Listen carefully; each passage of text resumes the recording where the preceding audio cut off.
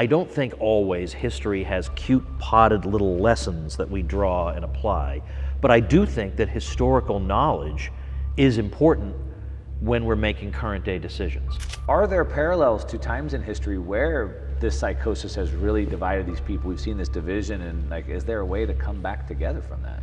I think what makes this different is the impact of social media, because it has been a double-edged sword. On the one hand, I wouldn't want to be without it because I've met just some of the best people in the world through it. But I also feel like even though the internet gave tremendous scope for everyone to express individuality, it also, I think, accelerated tribalism because everybody instantly knows what everybody else on Earth is thinking simultaneously. Yeah. And I don't think we're wired for that. I was at a conference speaking, it was like a year ago. Someone had brought their wife, and their wife wasn't really on board with, the topics that were being discussed. She asked me, how do you know you're on the right side? I believe I'm on the right side because I believe that you should do you. You live and let live. I'll do me, you do you. But the other side wants to tell me what to do. That is a problem. There's one side that says, just leave me alone. But there's the other side that says, ain't no way I'm doing that. Right. And then the question is, which side tends to win? The side that says, I'm going to impose my point of view, come what may, or the side that says, I just want to be left alone. And that scares me. Well, everyone, thanks for joining. Oh, yeah. We're doing something, most of you guys have been in the room already before, so it's sort of like an interview done over a live audience, and then maybe we'll have some questions at the end if some Okay. people have those. Most of you guys have come to see Tom Woods, I'm guessing, or a lot of you have been in the room earlier. I've been following Tom for a long time. He's a legend in the freedom space, but I'm a big fan of history, and I know you use a lot of history. He's a 2019 winner of the Hayek Lifetime Achievement Award. F.A. Hayek is one of my favorite authors. I've read a couple of his books. Difficult books to get through. Oh yes, his economic stuff is actually the hardest stuff to get through. I can imagine. If you read Prices and Production, Milton Friedman was informally talking to Walter Block one day and said, Walter, be honest with me, could you make head or tail out of Prices and Production? Yeah. Get out of here. Yeah. So F.A. Hayek, winner of that, and a fellow at the Mises Institute. And of course, as he already said, the host of the Tom Woods Show. Back to Hayek, Road to Serfdom. I mean, everybody should read that book if you haven't already. But his seminal book, I think, was The Constitution of Liberty. And in that book, I believe he used 9 different, I think he had 1,900 citations in like 9 different languages or something like that. And I'm just like, nobody will ever be that smart again. Yeah, I know. It's like in this day and age, even though we have a lot of people who are pretty smart, we don't have a Mises, a Hayek. We don't there's no undisputed master anymore. And maybe that's I don't know if that's a good or a bad thing, but I think it's true. Yeah, but just even 1,900 citations in 9 languages. So like, how well read? How I know. well-rounded, So right? I don't. Yeah. And I think that about our founding fathers as well, right? Because back then all they did was sit around and talk all day, read and talk. Yeah. And today we have all the distractions in the world and That's true. social media and travel and things like that. So it's like we just can't dig deep and we can't get as the width or depth. Yeah, but the irony of it is though that we're having that problem at a time when all the knowledge in the world is at our fingertips. So on one level, there's just no excuse not to be as smart as they are, but you have to have intense concentration not to be pulled away, especially if you have what in the old days they would call a sanguine personality. There were the 4 personality types, and I'm kind of sanguine. Like, I'm the sort of person who I would go to the bookstore and I would see a book that says, teach yourself Italian. And I would think, oh, that sounds great. I'd love to teach myself Italian. Right. So I'd pull that off and I'd get halfway through chapter 1 and I'd find something else. Oh, I could learn how to use this programming language. Right. That sounds good. Yeah. Yeah. You gotta be in charge of yourself here. Yeah, and for me, I see books like that all the time. I buy them, and then I have stacks of books that I need to get through, and I can't get through all these books. I know. A lot of people say that maybe you shouldn't read the whole book. A lot of times, pick and choose. I think it depends on what topics you're reading. Yeah. But you've recently written a new book. You've written multiple books, multiple best-selling books. But so I went forth. 9 years I had sworn it off. I am tired of doing it. I have nothing else to say. There will be no more books. Oh, come on. But it's kind of like the band that says we're never getting back together, and then all of a sudden there they are touring. Yeah. So you've recently written a new one. Is it 13 books? It is now, yeah. Yeah, 13 Lucky books. 13. That's amazing. I've written one, and I want to get another one, but man, 13 is I had a period where I was putting out one a year or even one year I think I did 2 books in a year. So I was youthful and I had so much to tell the world. And now I feel like, what does some kid who's 30 have to say? You know? But I did. I mean, all I did was read. I grew up at a time when the internet wasn't really the internet just yet, or at all. And so that is what I did. I just read an enormous amount, and I thought about it, and I started to make smart friends, and we would throw ideas at each other. But yeah, I felt like I had to do this 13th one. Diary of a Psychosis, because of what had happened during COVID, and I had written so much about it in real time. And I've had authors on the Tom Woods Show who have written on this subject, who have written great books on it, really great. But they'll have books where there'll be a chapter on masks and a chapter on lockdowns. I didn't want to do it that way. I wrote this really in a diary form so that you can see in real time our descent into madness. Right. And also, when you're writing about it in real time, you catch little details that happened on, September 23rd, 2020, that a big survey book isn't even going to remember happened. But since I was chronicling every single day, I've got all kinds of little bits of weirdness that we've all forgotten. And I feel like it was those little bits of weirdness, like, why are we doing this way? Or why am I wearing a mask in a swimming pool? And that we've forgotten, but I haven't forgotten them. Right. I wrote about them. Yeah, and specifically that's what I wanted to ask you about, because the way that you wrote the book, to the point that you're making, was like a diary, so it was a chronological kind of sequence of events. Yeah. And I think that kind of goes into the bigger subject I wanted to ask you about, and what I kind of recognize about you, which is a historical record.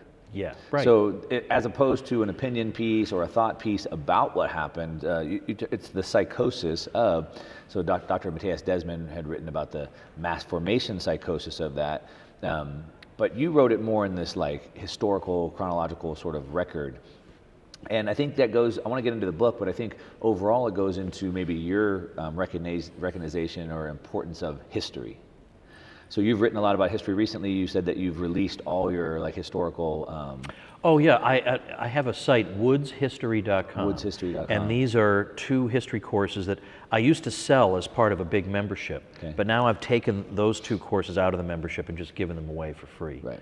And it's really the colonial period down to probably the 1970s. Right. So the question I have is then, you've done all this work to build all those historical accounts from the colonial era forward. You used to charge for it, now you're giving it away for free. Now you've written this new book, which is also sort of this historical documentation. And you've talked about the problem that we have with sort of history being destroyed. So history is obviously important to you. Why? Why is history so important that you would do all this work in that way? Well, some people, when they hear that I'm interested in history, they'll say things like, oh, you should go to if you're in Oklahoma or something, you should go to the Cowboy Museum, or you should do this, that, or the other thing. And I'm really not interested in like what people used to wear. I'm not interested in what kind of shoes they had, or like that kind of thing. I'm glad some people like that. That holds no interest for me whatsoever. Right. I'm interested in ideas and where ideas came from and what the effects of those ideas were.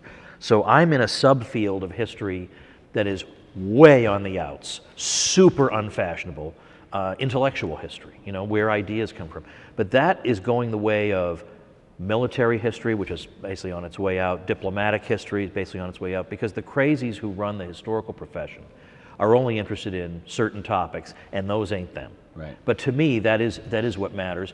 And I hate to sound like a cliche, because I don't think always history has cute, potted little lessons that we draw and apply. But I do think that historical knowledge is important when we're making current day decisions. And Hayek himself, to return to him, Hayek has a great collection of essays that he edited by other people called Capitalism and the Historians from 1957. And his introductory essay to that book is absolutely great. And it's called History and Politics. And he just makes the point that if you have a seriously defective understanding of history, it is going to affect current events. So if you don't understand the economic history of the 19th century and you think that it was dominated by monopolists, wearing a monocle and, and that they could just raise prices arbitrarily and the consumers were oppressed, that is literally the opposite of what happened. But that's going to affect the way you look at antitrust law today. Mm-hmm. And likewise, if I don't understand the Great Depression, then I could be taken in by snake oil salesmen who tell me in 2008 that the most important thing is to pump more money into the economy. Right. You know, because that's what the Great Depression taught us, but it didn't really. You know, or 2008 itself will then be in the future. Well, that goes to show if we don't have enough regulation.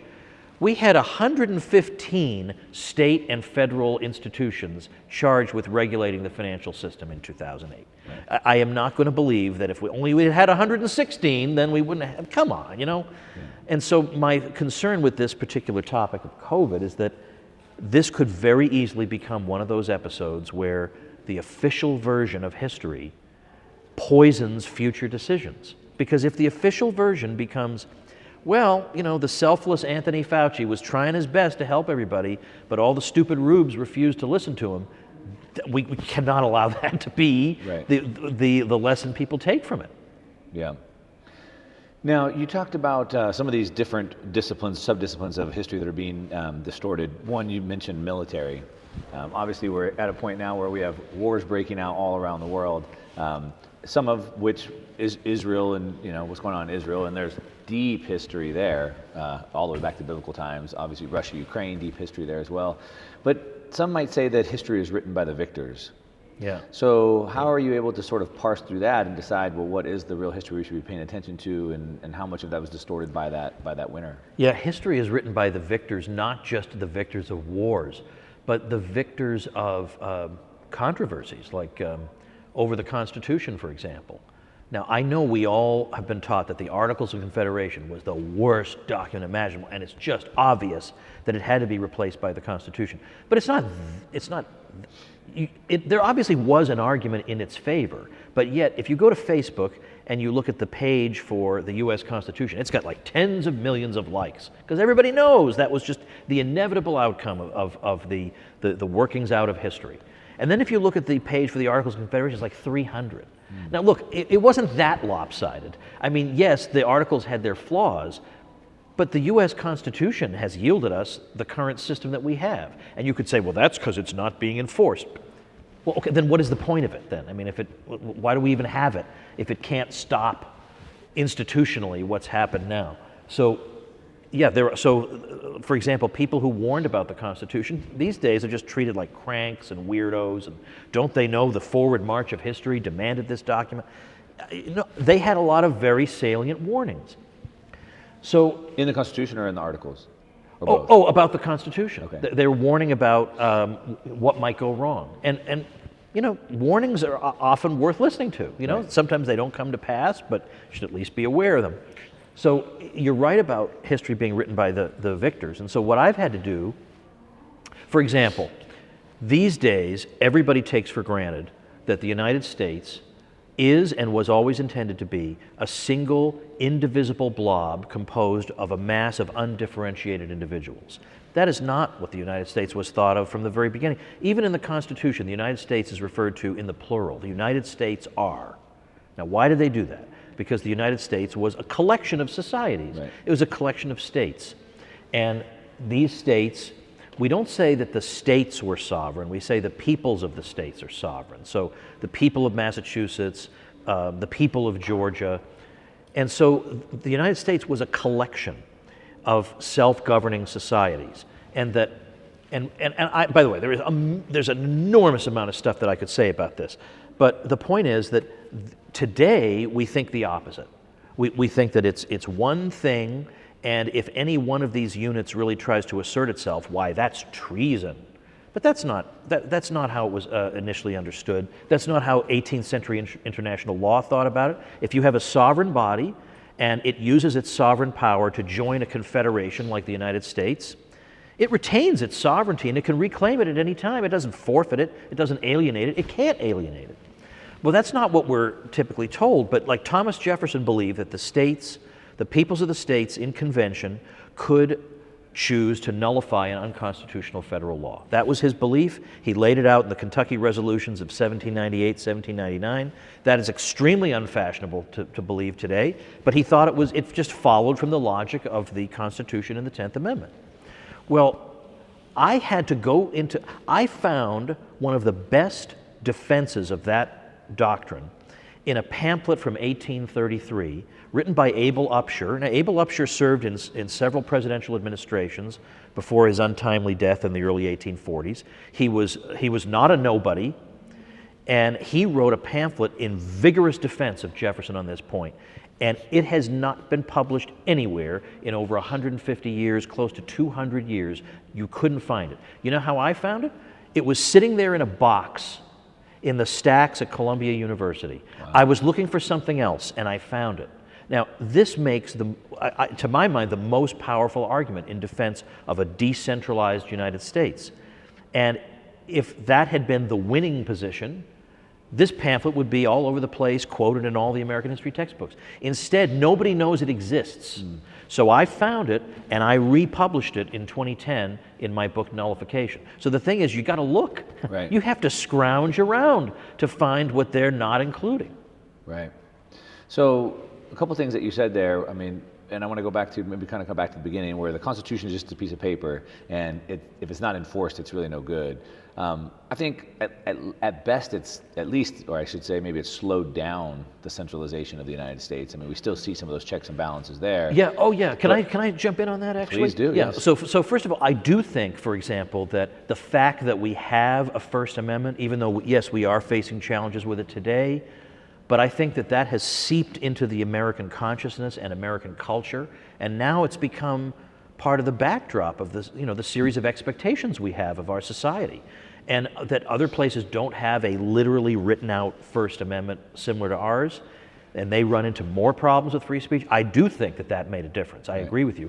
And I will say that I was very pleasantly surprised during the COVID period. Now, I was not pleasantly, I didn't find much that was very pleasant about the way most Republicans handled the situation. But there were a few outliers who I think more or less did the right thing, and they were able to do that because American federalism is far more robust than I thought. They were able to just set the policies they wanted to. And there was a time, by the way, meaning the states' rights. The states were able to say, well, we're not going to do X or Y, right, or we're not going to demand that you get this shot, or we're going to do what we can to put blockades in place against some of these policies. There was a brief moment where there was a rumor circulating, and I don't know where it came from, but sometimes when political rumors circulate, they are trial balloons that were actually very deliberately being put out there to see what the response would be. And there was a rumor that because Florida was so, let's say, so much of an outlier on COVID policy, that the Biden people were going to restrict travel into Florida for the safety of everybody. And DeSantis said, if that happens, then we're just going to have a showdown over it, I guess. Right. And then all of a sudden it was, oh, we never said we were going to do that. I think they were testing to see what the response would be. Well, I mean, in California, where I'm at, I mean, they put out a public announcement that they wanted to restrict travel to Florida, and I think it was no government workers were allowed to go to Florida. Oh, yeah. So, I mean, they did have things like that. They did have things like that. Right. Yeah. So you mentioned that sort of the states were meant to have this sovereignty, and some of these letters that were sort of squashed, and Jefferson's opinion on that. Maybe there was a tide, maybe a pendulum shift when Abraham Lincoln sort of through the Civil War sort of didn't allow the states to secede and bring them together. Yeah. So number one, maybe that pushed us more to centralization, but then maybe through the COVID pandemic, right, it brought attention to this. And it seems now that, to your point, through COVID, but even ongoing, the states are now asserting their rights. So through COVID, we saw that, but now we have all these red states that have now like banned CBDCs, for example, or have withdrew funds from BlackRock for ESG measures. Yeah. And so we are starting to see the states really starting to separate and divide. There's actually been an interesting renaissance of this kind of thing. I know that there was I believe there was a federal right to try law that was passed, that, if you have a terminal disease and there's some drug that might have some chance of saving your life, like, what have you got to lose if you want to try it? But you couldn't initially have done that. Like, well, it hasn't gone through all the testing, and look, I'm dying over here. Maybe, maybe this thing will help me. Yeah. And so there were states that were just going ahead and defying the government on that and saying, well, we say that you can test it. And eventually they made that into a federal law, but it wasn't at that time. Or, on the marijuana question, marijuana. Obviously, that. I mean, in LA County, they're just brazenly defying that. And then eventually, I suspect the feds might wind up going along on that. But there have been a whole bunch of areas where the states have become more creative, more aware that they have a voice, they have a role to play. And I remember some years ago, my friends at the 10th Amendment Center, who are also based in California, they were not happy with the NSA because even if they say, well, we're not engaged in dragnet collection of information, we don't know what they're actually up to. I mean, maybe they're lying, you know? So they wanted to do something about the NSA, but what really could the states do about the NSA? Well, they've got this huge facility in Utah, and it turns out that it requires some ungodly amount of cold water every day to cool the machines. I mean, it is unbelievable. I forget what the number is, but it is astronomical. And they came up with the idea, what if Utah just turned off the water?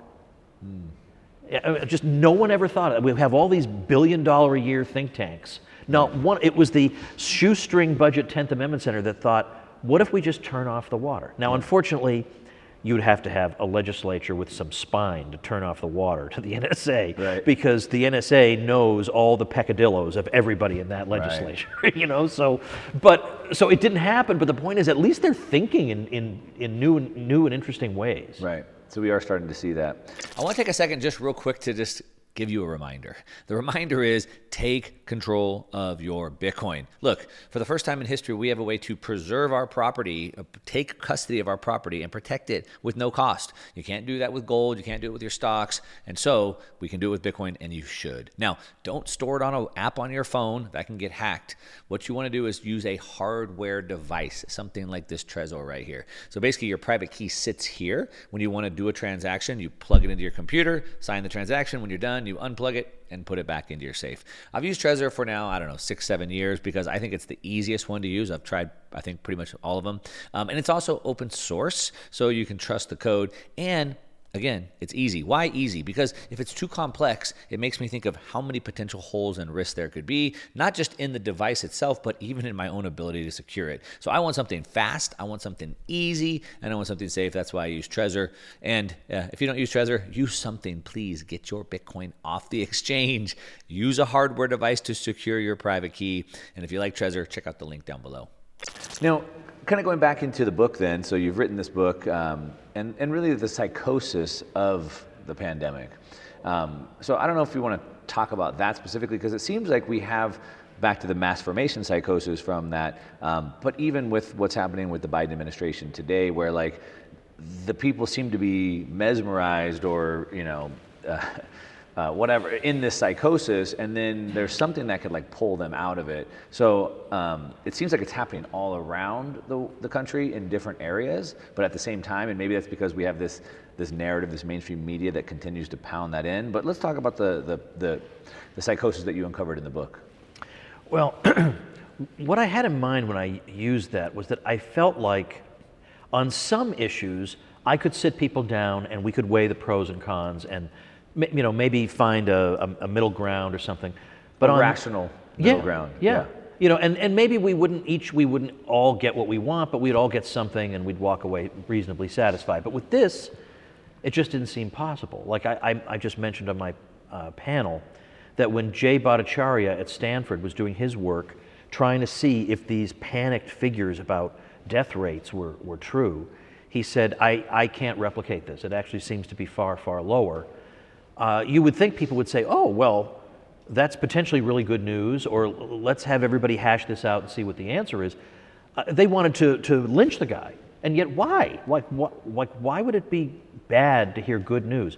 Or like when Georgia, which was one of the first states to reopen, when Georgia reopened, it was almost like people wanted to see carnage in Georgia. They couldn't just say, well, let's pray that it turns out well, and we'll see what happens. It was they're going to get what's coming to them because they don't believe in science or whatever. Right. But the quote unquote scientists didn't know what the hell was going on either. Yeah. Because when you actually asked them, and thank goodness for them, we have a completely lapdog media that was never going to ask them. But eventually they did start getting asked. How come the lockdown states don't seem to be doing any particularly better than the ones that aren't locked down? When you actually cornered them on it, they really didn't know. Mm-hmm. They didn't really have an answer. But this kind of I think it was a psychosis where, again, like if you disagree with Sweden's laissez-faire policy, you could at least say, well, I really think they're being reckless and irresponsible, but for the sake of humanity, I hope it works out for them. That was not the attitude. No, they were wishing death. They were wishing, that's not normal. And some of it really, I think, boils down to, this is my one chance in life to be important. Like we know Willie Lomax in Death of a Salesman. He just wanted to matter. Mm-hmm. Everybody wants to matter on some level. And here was your opportunity to matter, and the kicker was you didn't have to do anything. Yeah. You had to just stay home and lecture everybody else on their moral inferiority to you. Right.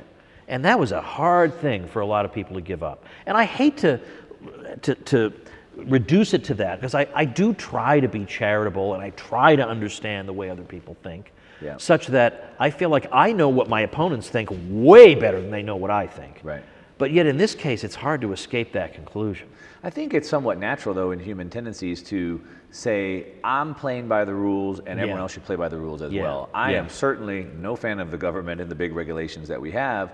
And I'm mostly in the financial space, and there's heavy regulations around that, specifically around securities and things like that. And so, like, we're abiding by the rules, but then I see all these other people that aren't, and I'm like, well, I think those regulations should be gone anyway, but since they're there, they should probably be abiding. And so it's like, I've made the sacrifice, you should also. And so maybe that's what these people thought. Yeah, there's some of that, but even when, so the strict restrictions would be lifted, they still wanted to abide by them, and they still thought you were wrong not to. Like, when it was June 2021, when Andrew Cuomo decided that a certain threshold had been met, he said, when 70% of the city is vaccinated, we'll reopen. Right. And in June 2021, they reached that number, and he kept his pledge. He reopened. Right. And up to that point, if you were to follow him on Twitter or whatever, you would see he had a lot of people supporting his leadership, quote unquote, during that time. But here he is, exactly the same person he always was, and he said, okay, now we got to reopen.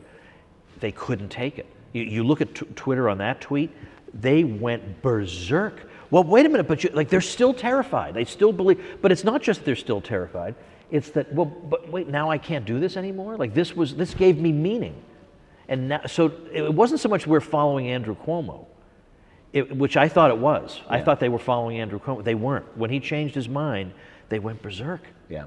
So like you're allowed to do it. So now the restrictions are lifted. They didn't want them to go away. Right.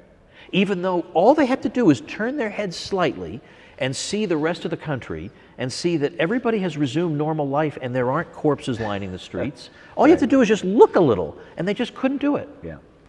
And even to this day, you still see people walking around. Yeah. And I'm like, don't they see? And I want to say to them, Google Cochrane Review, which absolutely demolished the case for masks. I mean, basically, you can summarize that meta-study with, it is irrational to mask. Even with I call them suffocation masks, or duck masks. Like, I want to quack at these people when I walk by. Why are you doing this? Yeah. They mandated that kind of mask in Berlin and also in all of Bavaria. And then if you plot the numbers, here's Germany overall, here's Berlin and Bavaria, you tell me the difference. You cannot tell the difference. Right. Now, again, we're talking about his brand new book that came out, the Psychosis. Diary of a Psychosis. So on the landing page for that, you're kind of setting up the book, and then you say, but then people who were paying attention noticed something. And so that's the data, I'm guessing. That's So what was it that they noticed exactly? Okay, so the website we're talking about is diaryofcovid.com. Diaryofcovid.com. And that is, I am so happy with that. It has like a 2-minute video on there that is so good. I don't know how people have the talents they have in the internet age, where they could make such a beautiful book promo video. I love it so much. It inspires me. I think, geez, I better read whatever book this is. Oh wait, that's my book. Like, that's how good this video. But so I started looking around to see if there were any voices other than the panicked ones. Like, was there anybody saying, now wait a minute, hold on a minute. This might be a problem, but not like society level destruction, catastrophic. So I wanted to see, are there any such people? And little by little, I started to find them. And first of all, I started to notice, like, for example, we had Google mobility data, because Google knows when you're driving around because you're using the GPS functionality. Right. So it knows when people are moving around and when they're staying home and staying safe. And it turned out that correlated with nothing. And you think, but it should. You know, it seems like it should, like if I stay home, that should help. And yet it correlated with nothing. And so that, which led me to think we are like cavemen trying to understand a semiconductor. Like this is so far beyond our ability to understand what's going on here. And I just want somebody to say, we really don't understand this as well as we thought. And in fact, what's the guy's name? I'll think of his name later, but one of the Biden COVID advisors, he was at the University of Minnesota, and I'll think of his name, but even he said, we are in the dark ages when it comes to understanding viruses. Yeah. And he was a guy who in November 2020 was saying we need to go back and have a much harder lockdown than we had in March. Even he said that. And now he says there is no role for lockdowns whatsoever. Now, could you go from we have to lock absolutely everything down to there's no role for this strategy at all? That goes to show me that the knowledge we have is pitiful compared to what we need to have. Right. So anyway, so the Google mobility data, then we had very early, like still in the spring, there was a study out of Iceland. It was a contact tracing study that concluded that schools could open and there was going to be no problem. And indeed, they, in Sweden, they kept the schools open. And in fact, teachers, compared to any other profession, actually did better. Right. Health-wise. So there was data coming out very early on suggesting, at the very least, that you could try opening up. Yeah. And yet, when they did that, Georgia was referred to as a state that is trying to become the #1 death destination in America. Yeah. That is just bizarre. Yeah. I remember Biden's PSA in the wintertime.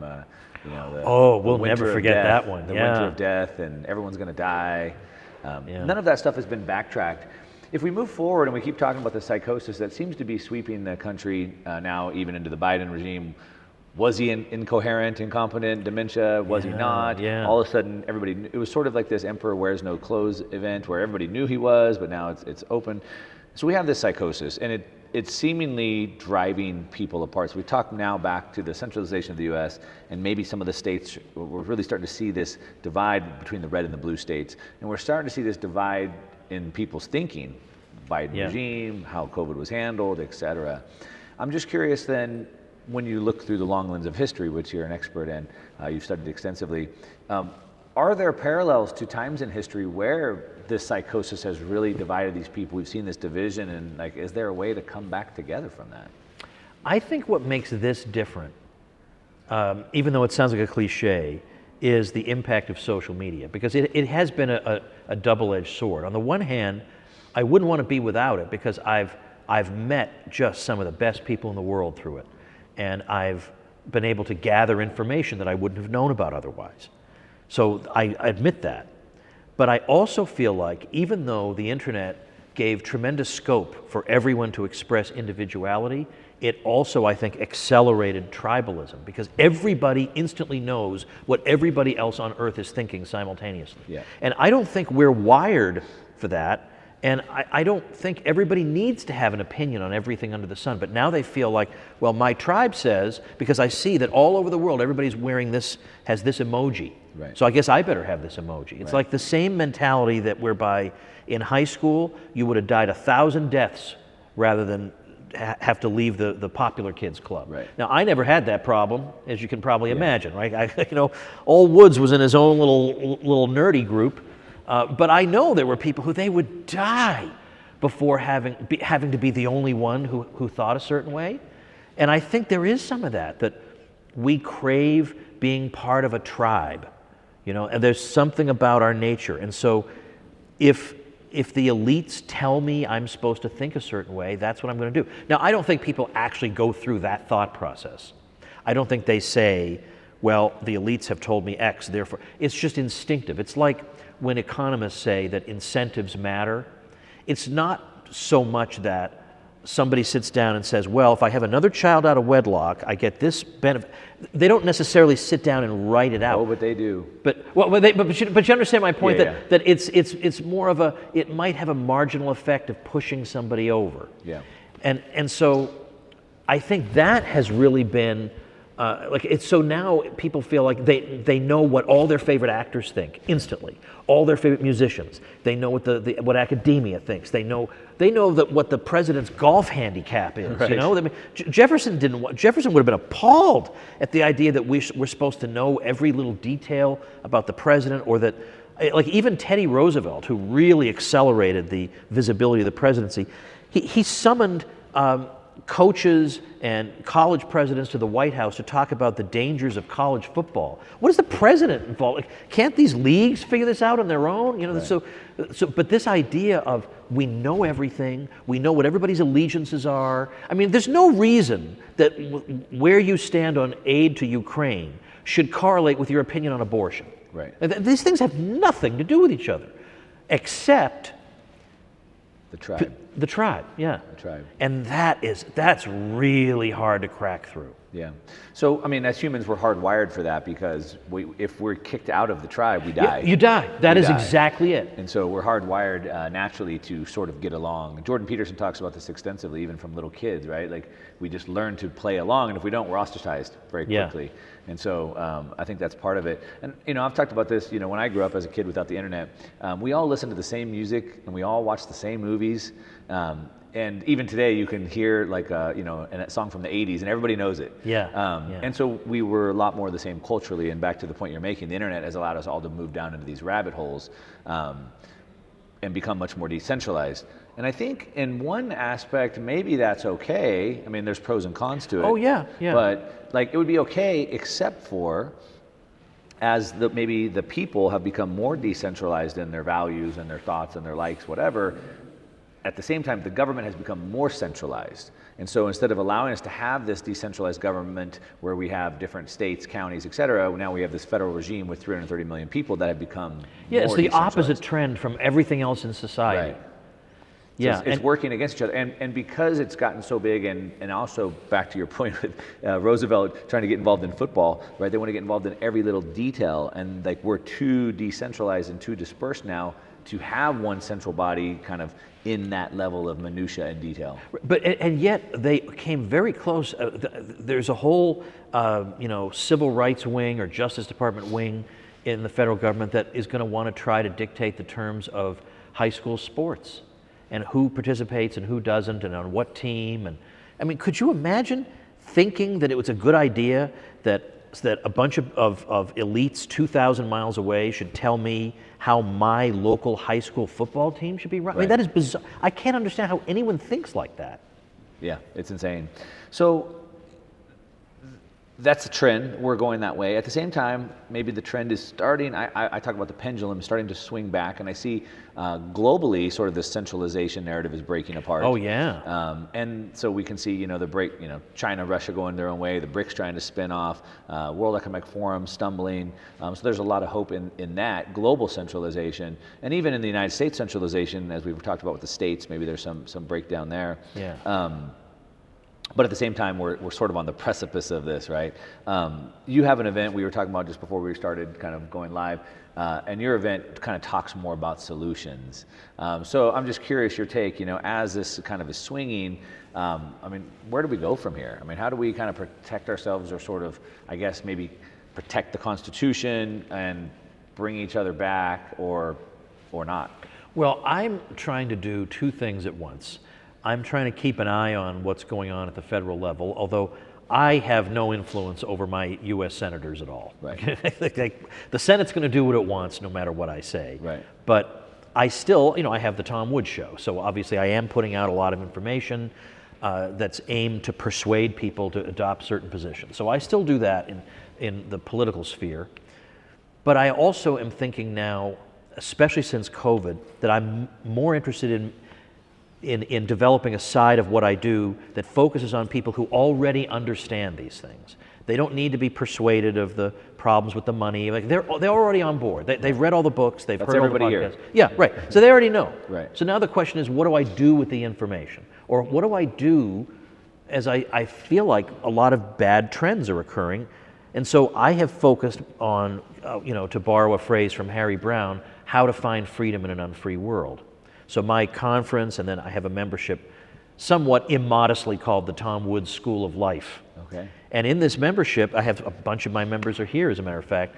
We focus entirely on practical things. So Mark and Joanne Skousen taught us about personal finance. So we've also done stuff on investing, on how do you homeschool your kids when you think it's impossible. We both have to work, this is impossible. So how can we make that possible for you? Or I've taught things like really helpful personal development skills that will make you stand out. So I've done sessions on how to be an effective public speaker. Or, I mean, I have written 13 books. So how not to write like a dork. Yeah. Most people write like dorks, and I'm going to save you from that. So it's all practical things. None of it is, well, if the cannibalism was consensual, would libertarians accept that? None of that. Yeah. You know, how would Lockean homesteading theory apply on the moon? Like, none of that. It is all just how do we, and so what we also do in that Not membership. Not theory, but practical. Not theory, but entirely practical. So what we also do in that membership is we break up into small groups every week, virtually. And in that small group, we have an entrepreneurship group, we have a fitness group, and if you are accountable to people, you make much more progress. So there's a guy who every week shows up for a fitness group, every week.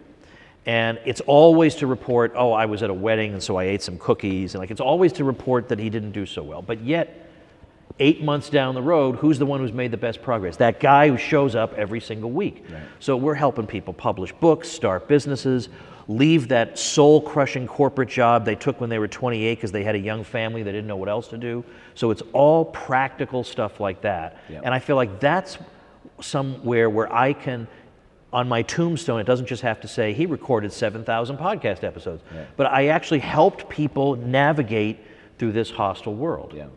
And what I'm hearing you say is the same thing that most people are saying, because the core principles of how to have success are about the same, which is, we heard on the airline, put the mask on yourself first.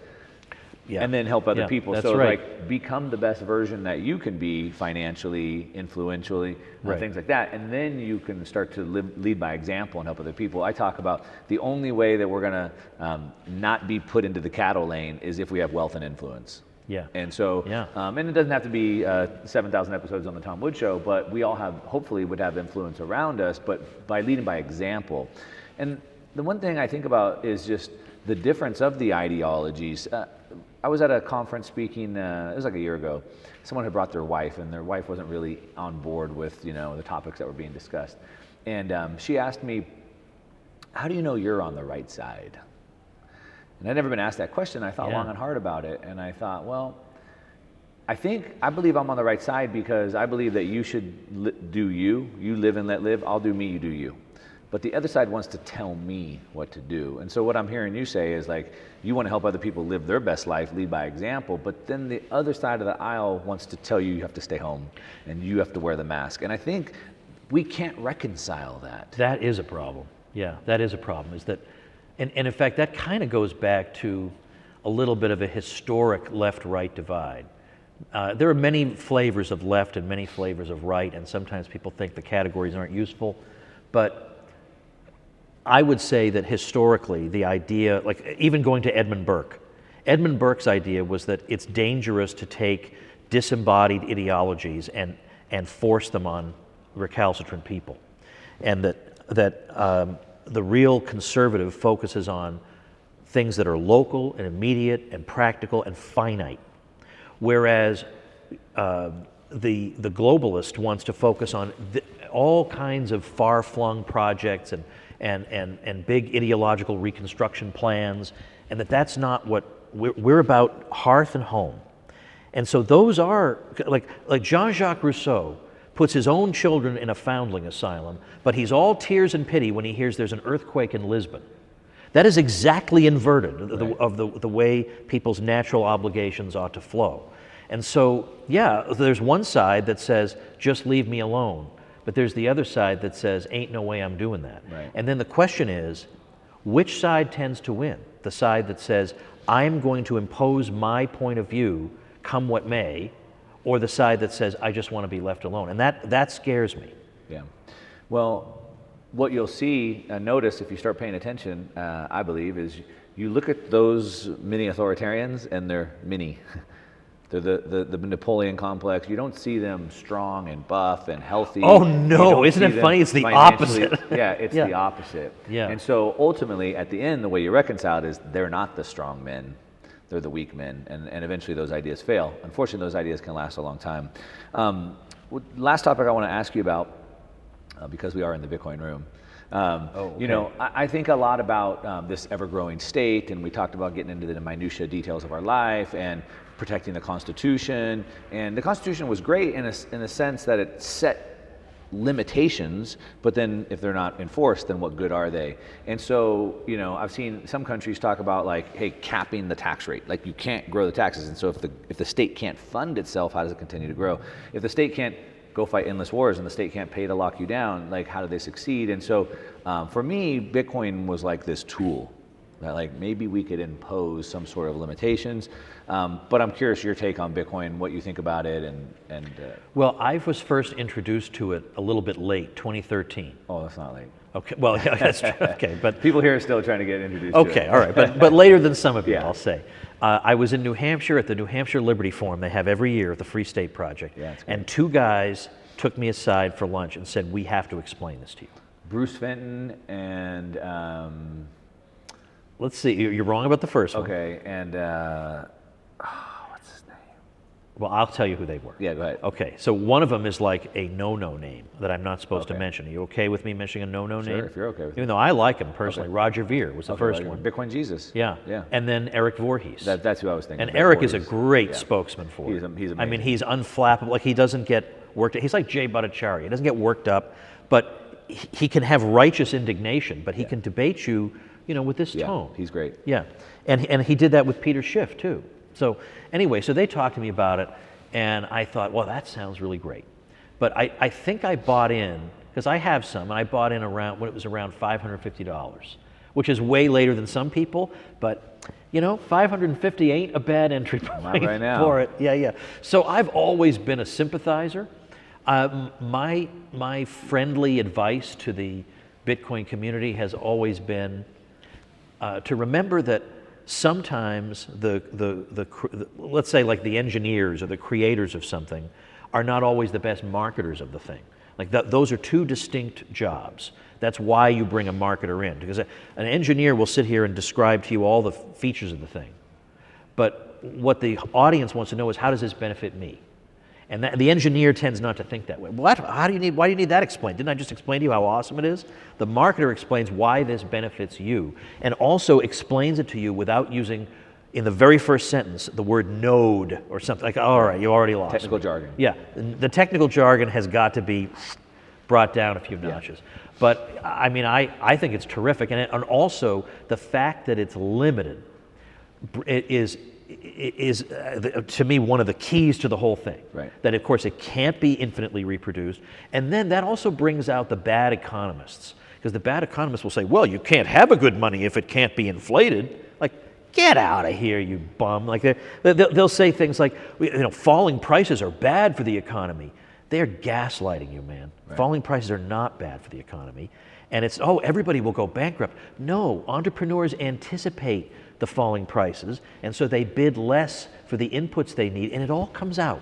That's the job of the entrepreneur. Don't worry about that. Entrepreneurs will take care of anticipating falling prices. People also go bankrupt on inflating prices. And they absolutely do go bankrupt. And even if they do go bankrupt, that just shuffles the resources around. They don't disappear. Right. They just have new owners now. Or well, nobody will buy anything if prices keep falling, because they'll just anticipate, why should I buy it today? It'll be cheaper tomorrow. And then tomorrow comes, it'll be cheaper tomorrow. Yeah, but you know, eventually you need the thing, and you just buy it. Like, you're not going to say, well, I know this cup of coffee will be 20 cents cheaper tomorrow, so I won't buy it today. Who acts like that, you know? So it's all crazy. Yeah. So, I mean, that obviously, and then, you know, so potentially putting checks on the state as far as limitations on how fast they can grow, but, you know, the censorship resistant qualities, I like to say that all freedoms sort of sit on the ability of the freedom to transact. Yeah. Right, and so like the ability to be able to preserve that, so censorship resistance, if you will. Right? Oh, and especially because we'd started to see people not being able to use credit cards for their business anymore because they're selling the wrong thing, or they said the wrong thing, or they're unpopular. Then it suddenly became really urgent. You better, if you thought I can put off learning about Bitcoin, well, I'm not so sure how much longer you can put that off. Yeah, yeah. So yeah, so that's kind of how I see it, and I think back to the tyrants, the small guys, the tyrants that want to tell you what to do. They're not the ones that build the world, right? They don't invent the things, they don't build the things, and so I like to think that the world is in the hands of the entrepreneurs and the builders and the creators, and so we can build tools that could, well, they could entrap us and enslave us, but hopefully they could also free us as well. So that's kind of how I look at Bitcoin. But I'm glad you're on board. Voorhees is amazing, so that was a good person to bring you in for sure. Yeah. In fact, I still have. I'm pretty sure it was on the Peter Schiff show when I used to fill in. Yeah. That I had Eric on to talk about Bitcoin. Now this is before Peter took a real hard line on it. Yeah. And plus, when I would fill in, which I used to do years ago when he had a terrestrial radio show, he never told me, you can't invite this guy, you can't talk about this topic. Yeah. He was just glad that somebody was filling in for him. Yeah. So I had Eric on, and there's no video, it's just because it was a radio show.